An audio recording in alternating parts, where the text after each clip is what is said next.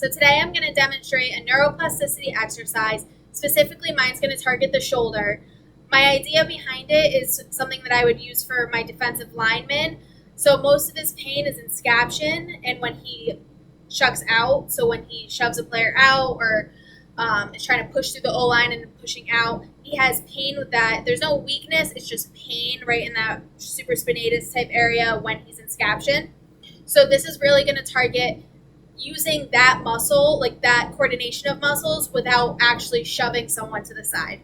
So the basic exercise that we would start off with that I want to do is just a ball roll on the door here. So it's going to be like perturbations basically with the ball. So what we can do to start off to make sure it's easy is we can just go in a very specified direction. So the basic one would be going up, down, side, side, making sure that he's okay with that.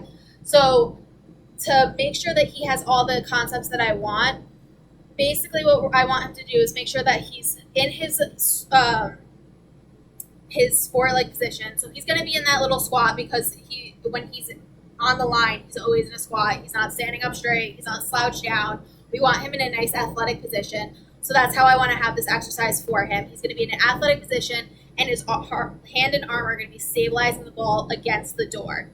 So while he's doing that, while he's in that athletic position, we'll have him go straight up, down, side to side.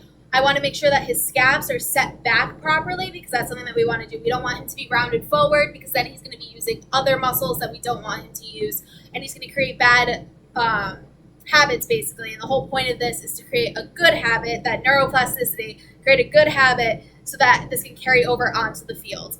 The other thing that I'm going to do is I'm going to put a rolled up towel on top of his head because when you're tackling in football, you want your head up. You don't tackle with your head down. You tackle with your head up because you want to be able to see what you're doing. So for this exercise, even just going very basic, we're going to have him just go up, down, side to side with the towel on his head so that he can stay facing forward, and with the ball against the wall, making sure he has that axial load against the ball because we really want to put the force into it without and like use the muscles without causing any extra pain, obviously.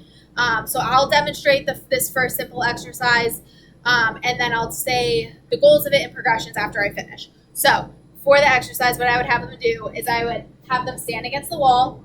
The ball is going to go up against the wall, and their arm is going to be, for the most part, straight. It can have a little slight bend in it because we don't want to cause any numbness or tingling down into the hands, and we want it to be in still an athletic position. So when he's out, he's not going to be fully locked. So we want him in a nice, strong position. And making sure that everything is strong. So I'll demonstrate that now. So I know you can't see my legs, but it's going to be an athletic stance. You'll see me drop down a few inches. But all right. So we're going to get into the athletic stance. We have our knees bent a little. We're going to be out to the side, and we're going to make sure that we have pressure on it, but that we can still move the ball up and down. And then we're going to put the towel on top of our head. So again, athletic position. And just to start, we'll have them go up, down, side, side. So just something as basic as that, some basic perturbations. This is especially good if you don't have someone else to kind of hit your hand against them. So a way to progress it would be to have them do more sporadic motion. So either you tell them to just kind of move their arm, which I mean, that might not be the best thing to do because they might just cheat and try to go in just little circles. So you can either be there and kind of hit the ball with them. So again, if you have someone else there, you can have them hit your arm or the ball so that you have some of that external force coming at you. So something as easy as, obviously I'm a one person, but easy as just tapping and making sure that they can keep the movement there. Again, we want to be in that athletic position because we want to stimulate what they do on the field, and we want to make sure that their head stays up. So this external force is reminding them to keep their head up and to focus on the side. Now, to make it more challenging and a little more difficult and add some mental capacity to it, what we can do is, and what I did was I put sticky notes on the wall, and they each say a color. So you can have them either go in a circle to each individual color to make it super easy, or what we can do is we can have a specific sequence of colors that they want to go to. So I have green, red, black, yellow, white, and purple on the wall. So what you can do is you can kind of make up a sequence. So you can say, okay, you're going to hit yellow, white, black, red, purple, green. And like make them go in that direction. So I'll show it in a second just to kind of see, but you can give them a sequence of colors that they have to hit so that they're not only focusing on what they're doing physically, but they also have a mental component as well, so that they're not fully thinking about just what their shoulder's doing. They have an external source to get them going, which also will help with that neuroplasticity, because it'll give them an external, a mental component to it, so they're not fully thinking of what they're doing, and it'll kind of give their brain a split focus to really make sure that we're doing motor movements and not just thinking about it while we're doing it. Because in a game, they're not thinking, oh, I have to keep them out here and make sure they're like it'll connect the two of the mental and physical component together. So again, our external force, because I want to make sure that their head is staying up, and then an axial force against the wall and getting into that athletic position, because that's what they'll be doing on the field. So say we have green, black, white, red, yellow, purple. So that's the order that I want him to do it in.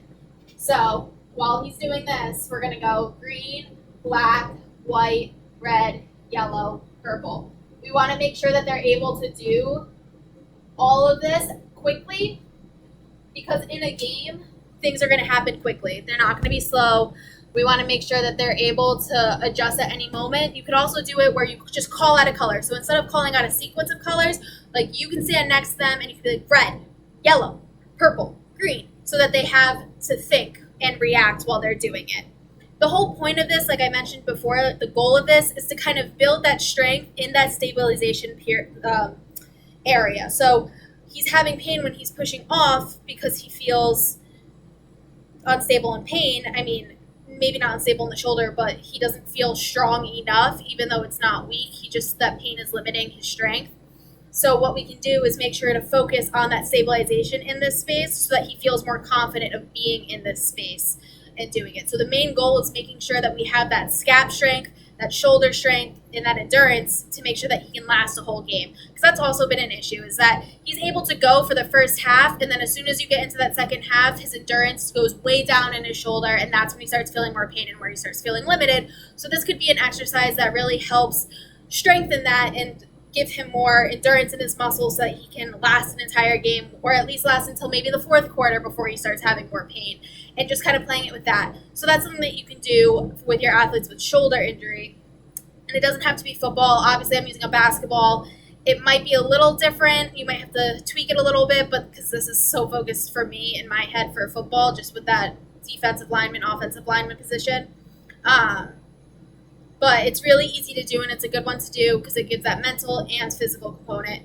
A way you can make it harder, again, you can increase the speed in which they move the ball. You can increase the weight of the ball. So if you have a weighted ball, you can do that as well. You can put them on an uneven balance. So if you put a Pyrex pad, or if you have a Bosu ball, or even just a dyno disc, anything to keep them uneven.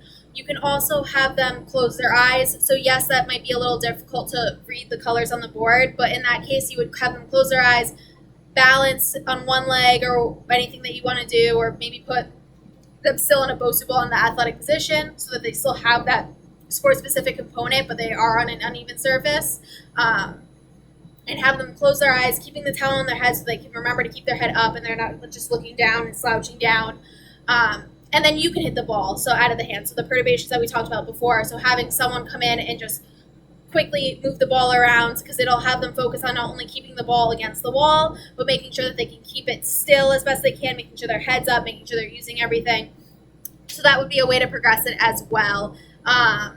There's also other ways that you can do it. So like maybe you want to add a resistance band around their forearm and kind of like pull them out of it and do perturbations that way instead of hitting the ball. That's also another way to do it. Eventually they'll be able to have confidence and strength to be able to go out onto the field and not feel that weakness or pain that he would be feeling there. So this is an exercise that we could do to help increase his neuroplasticity in that, so that he has that sport-specific knowledge and function already. He just has to now apply it to a person rather than a ball. And granted, strength-wise, a ball is a lot easier to move than a person, so maybe like this by itself will definitely not help him fully with his pain. But when you couple this with a full rehab program to make sure that everything is strengthened and has endurance in his shoulder, this will be a little bit more sport specific, and bringing it all together. So bringing all that strength together, all that endurance, the proprioception, the coordination, depending on how you progress him, how you make it harder, how you make it easier. All of that will just depend on your clinical judgment and then what you think that your athlete needs at this time. So that's my neuroplasticity exercise. It's going to be basically perturbations against the wall with the ball. And there's multiple components, like I talked about, that we can make it harder, easier, add that mental stimulation in there, and really get that external focus so that he's not just focusing himself on stabilizing that shoulder, but that he's thinking of something else so that he can stabilize it with muscle memory and that neuroplasticity, and making sure that it's all there so that when he gets into a game, he doesn't have that pain and lack of endurance. So that's my exercise. And yeah, okay.